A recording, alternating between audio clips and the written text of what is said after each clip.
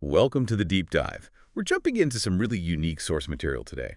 These are fascinating excerpts that you shared, actually. They almost feel like fragments from some ancient mystical story. They tell the story of a character, Melania, and her journey, exploring really deep questions about time, destiny, choice. Yeah, and reality itself.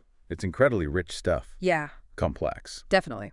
So our mission here for you is to navigate these evocative passages. We want to pull out the core ideas, find those surprising connections. Right, the symbolism. Exactly, the Yeah. symbolism, and unpack the big questions these sources raise about how our choices, ripple through everything. And even though it's a fantastical setting, these texts, they really work as a powerful allegory, don't they? They really do. They touch on these universal human things, philosophical ideas, and we'll dig into those using Melania's quest as our lens. And we'll encounter some pretty wild elements, too. Mysterious libraries that hold power, not just books.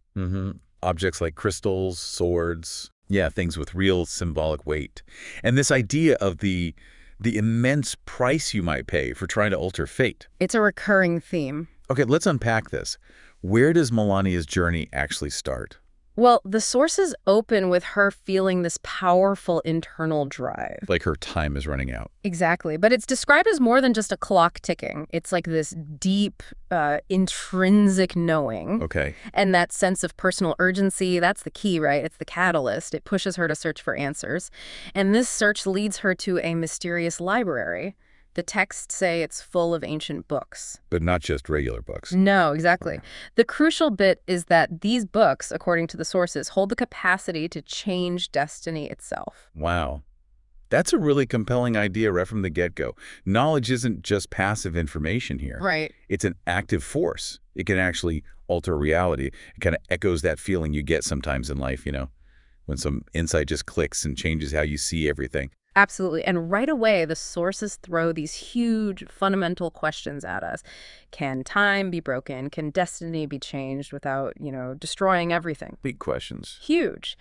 Is it possible to alter fate without consequences, especially within what the text calls a ruthless system? A ruthless system, like the inherent order of things, or causality. Maybe.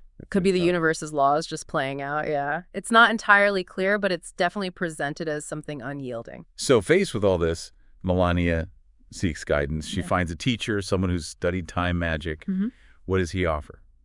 Wisdom, warnings. Both, really. The teacher confirms she is on a path of significant change, and it involves both destruction and restoration. So not just one or the other. No, it's a duality.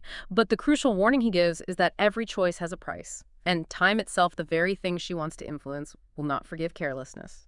Yeah. And then he guides her into this dark space, like a temple or a corridor. The implication is the answers are within, but getting to them, it's going to be incredibly hard, maybe even dangerous. So she's looking for external knowledge, but the path immediately turns inward. Exactly. As she goes deeper, she starts having these visions, including figures who failed to make their choices, stuck in darkness. Oh, wow. Yeah, it really emphasizes the internal struggle. She confronts this dark figure who basically says, choose light or darkness. And her response is key, isn't it? It really is. She says, I want to be myself. It's not about picking a side externally. Right. It's about asserting her own internal authenticity, selfhood, not just alignment. And that choice, just to be herself, that seems to unlock something. It does. It leads her into this new kind of reality, or maybe understanding, where she sees different regions of her life based on choices she could have made. Like parallel lives. Sort of, yeah. This part really leans into a multiverse concept, but tied directly to her decisions. The sources say she sees how each choice could lead to a new world, a new destiny. Every choice branches reality. Exactly.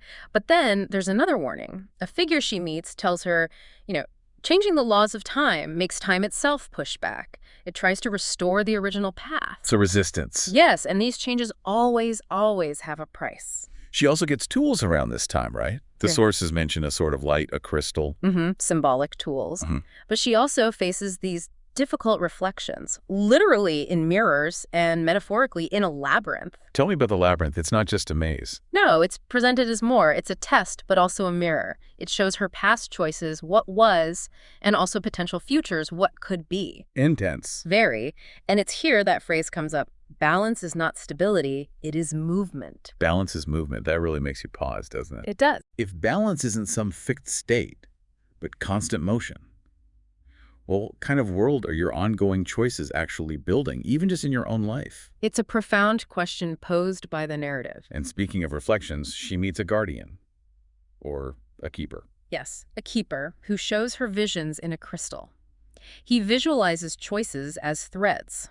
Some become fate, woven into the tapestry. And the others? Those not chosen, they disintegrate into stardust. And in this crystal, she sees herself in wildly different roles, like a queen in one vision, or alone among ruins in another. So the road's not taken. Exactly. And the keeper says the crystal shows the truth about yourself. The implication is seeing the full spectrum of who you could be, all those potential lives. That's a heavy burden. Not everyone can handle it. Right. It really underscores that changing external reality or messing with fate requires this incredibly deep self-knowledge and accepting all those potential selves. The sources keep coming back to this. The real battles are internal. Okay, so this intense inner journey, it empowers her. Profoundly, yes. The sources suggest she has this major realization. Changing the world isn't just about external actions. It requires fundamentally changing herself. She finds this hidden power within, achieves a kind of harmony by becoming one whole with everything around. It's an integration. Integration, that sounds important. Very. It marks a shift from seeking answers out there to achieving connection in here. She goes through a portal, enters a new reality where light and shadow aren't opposites fighting, but a single moving fabric. The imagery is striking. Her body becomes part of a tree, her roots part of her soul. It's not about destroying the old self. It's transformation. Fusion. Exactly. A deep fusion with this new state of being. And this internal transformation. This seems to be what leads to the creation of a new eternity. It seems so. But the sources are clear. This isn't some peaceful, magical creation moment. Oh, not at all. As soon as this potential new eternity starts forming, external forces rise up immediately, conflict erupts. Well, figures like the Dark Messenger show up. And they frame their opposition almost like it's a game they're playing against her. They warn that eternity doesn't tolerate treachery. Implying her choices have broken the rules. Yeah. Destabilize things. Precisely. They see her actions as fundamentally upsetting the established order. And then later, another character, Astran, emerges as a clear antagonist. He's bitter about the choices made by Endar, another character who's now linked with Melania and sees their path as pure destruction. So resistance from multiple angles. Yeah. And the excerpts describe this dramatic struggle, right? Eternity's core. Yes, and the core isn't depicted as an object, it's a living organism. Wow. Yeah, there's chaos, a storm described, immense pressure, and then at a critical moment, Endar presents Melania with this incredibly harsh choice. What is it? He basically tells her she must become someone she doesn't want to be, fundamentally change her nature in order to save eternity. That's a terrible dilemma. It's pivotal. Her personal journey crashes right into this cosmic struggle. And her vow. It isn't just to save eternity anymore. It's to become its creator. Even if it destroys her. Even if it means her own destruction, yes. And the aftermath described in the texts is, well, it's grim. How so? He says they paid such a price. Everything starts feeling like an illusion. Eternity, this thing they fought to create, becomes a state of pain and sacrifice. The very threads of reality they tried to reweave, the text says they're broken. Broken. So despite the creation, there's devastation. Deep devastation. But the story doesn't end there. The journey continues. And the relationship between Melania and Endar deepens through this. Yes, it becomes intrinsically tied to eternity's very existence. But they face new threats, this time from within the reality they created. Hidden shadows, fragments of the past trying to break free. Threatening collapse. A total collapse, yeah. It highlights that creating something new, even through massive sacrifice, doesn't just erase the past or its complexities. Those unresolved issues linger. And they meet familiar figures again. They do, including the Keeper of Boundaries. And he basically tells them, you created this chaos. He says the force therein is a node, like a nexus point, where the echoes of their choices are strongest, most unstable. So they have to fix it. They have to find the core of this new instability, yeah. And this leads them to confront reflections of themselves again. It does. Reflections showing emptiness or their own destructive potential.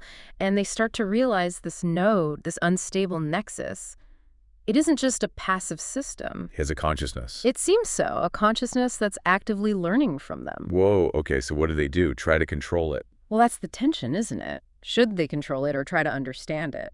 Melania leans towards integration. She says something like, we must learn to live with it. Live with the shadows, the fragmented past. Exactly. Not destroy them, but integrate them, which is presented as risky, but maybe the only truly right path. Learning to coexist with history and its consequences, rather than trying to erase it. That's a really interesting take on dealing with the past. Then the narrative jumps forward. It does, quite dramatically. To a time of seeming peace, they have a daughter now, Irika. They seem to have found harmony. Finally, the goal achieved. Well, this is where it gets really unexpected. This peace, it's described almost negatively. It leads to apathy, a sense of emptiness. They feel lost without the struggle. Seriously, the peace is the problem. It becomes its own kind of trial, yeah. Even their daughter, Irika, who should be vibrant, seems kind of dulled by this static existence. So the lack of movement. Exactly. They realize they lost movement. Endar has this line that's particularly powerful. Maybe the sense is not to find, but to continue moving. Sometimes the process of search becomes the answer. The search is the answer. Yeah. The silence they found wasn't really empty. It was just a space. A space for new meanings to emerge, but only if they didn't become stagnant within it. Okay, so pulling this all together. Yeah. What's the big realization they have at the end? It hits them as they reflect. They never actually left the place they were trying to change or escape. They weren't just external architects creating a new reality. They became part of it. Yes. The text says, we didn't just influence eternity, we became its part, its center. They are the core supporting the whole mechanism. How do they reach that understanding? Not through fighting or controlling, but by letting go. Letting go of the struggle, the past regrets, the future anxieties, in what the source calls an infinite moment. Just being fully present. In that state of being part of the flow. That's described as boundless freedom. It's perhaps what they were seeking all along. They just didn't understand that the destination wasn't a place, but a state of being. So the journey wasn't about reaching a static endpoint. Not at all. It was about becoming one with the dynamic process of existence itself. And even then, under the guardian of balance's watchful eye, they know there's still more to understand. In their daughter, Erika. She embodies this harmony through constant change, naturally connected to these depths. Their story strongly implies the journey isn't really over. New challenges, new confrontations still await. Wow. Okay, this deep dive into Melania's story, Mm-hmm. it really does offer some powerful takeaways, doesn't it? Absolutely. The first big one, I think, is that true transformation isn't about destroying the past or the parts of yourself you don't like. It's integration. Exactly. Learning to live with history, personal and cosmic, is shown as more powerful than trying to erase it. And the second insight, that challenge to the idea of static peace. Right. The narrative suggests true harmony, that balance isn't stability. It's found in continuous movement, in the ongoing process of searching and becoming. Stagnation is its own kind of danger. And the third point. Just how deeply intertwined our external reality and our internal selves are. You can't really change the world without changing yourself. And those deep internal battles, confronting your choices, your potentials, that's often where the real work happens. It makes you reflect on your own life. Your choices, big or small, they're weaving the fabric of your reality constantly. What kind of pattern are you creating? And the sources really show that sometimes the deepest truths aren't found by conquering the external or escaping consequences, But by understanding and integrating that internal landscape, yourself, your past. Precisely. Okay, a final provocative thought then, for you, the listener, to consider, building on what Endar said.